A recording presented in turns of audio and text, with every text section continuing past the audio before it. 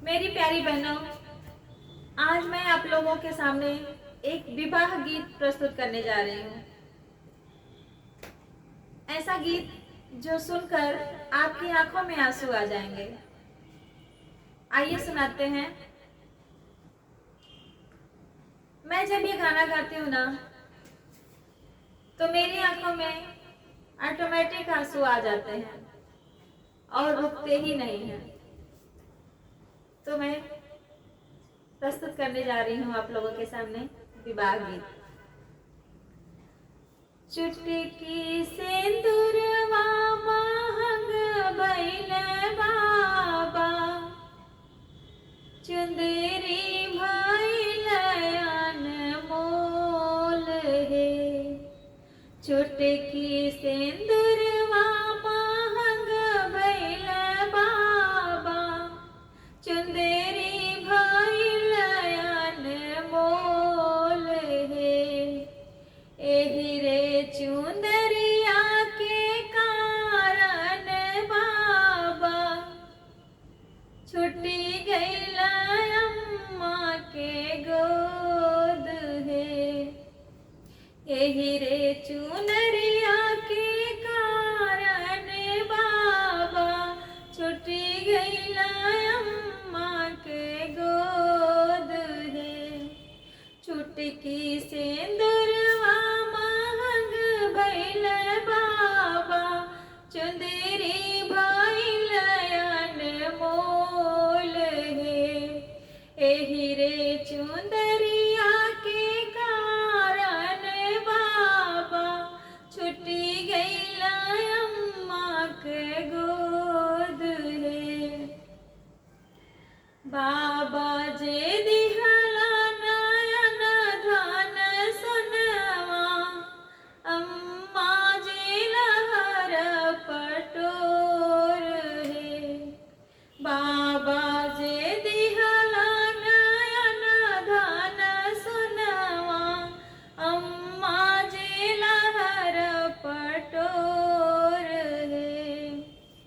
भैया जे दिहला चढ़ाने के घोड़वा, भाभी महुरवा के गांठ है। भैया जे दिहला चढ़ाने के घोड़वा, भाभी जहरवा के गांठ है।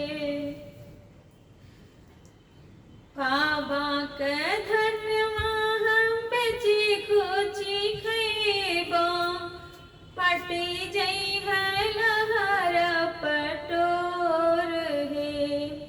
बाबा के धनवा हम बेची खोची खैबा, पटी जई है लहर पटोर है। भैया के घोड़वा भाभी के अपजस होई रे। भैया के घोड़वा में नगर घुमैबे, भाभी के अपजस होई रे।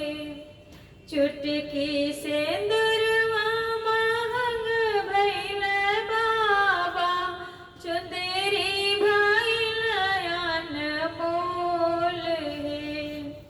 चुटकी सिंदूरवा महंग भइल बाबा, चुंदरी भइल अनमोल हे। एही रे चुंदरिया के कारण बाबा, छुट्टी गइल अम्मा के गोद है। एही रे चुंदरिया के कारण बाबा, छुट्टी गइल अम्मा के गोद है। धन्यवाद।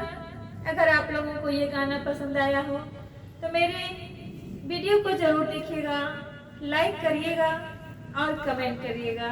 मेरे चैनल को सब्सक्राइब करिएगा प्लीज़।